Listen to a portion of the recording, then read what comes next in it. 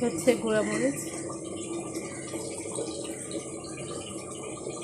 2 চামচ, 3 চামচ, 4 চামচ,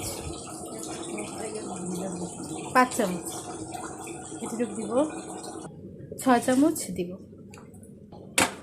এটা হচ্ছে হলুদ গুঁড়া আমি দিব 1 চামচ, আরেক চামচের অল্প একটু।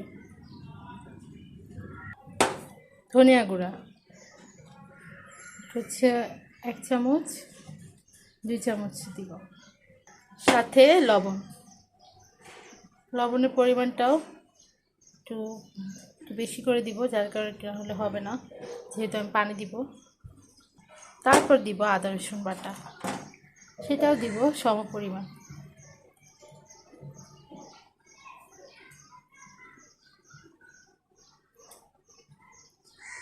সম পরিমাণ আদা রসুন বাটা দিব। তার সাথে এলাচ, হালকা একটু মশলা দিব, যার জন্য এটা ঘ্রাণটা বের হবে। এলাচ, দারচিনি দিয়েছিলাম, এখন আমি দিব গরম মশলাটা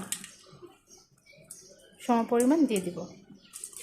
তার সাথে কিছু শুকনো মরিচ দিয়ে দিব, 3টা শুকনো মরিচ দিয়ে দিব। দিয়ে এখন এটা আমি নাড়াচাড়া দিব, বিসমিল্লাহ করে নাড়াচাড়া করব। দেখুন মশলাটা কিন্তু একদম এরকম হবে, গ্রেভি কালার হবে।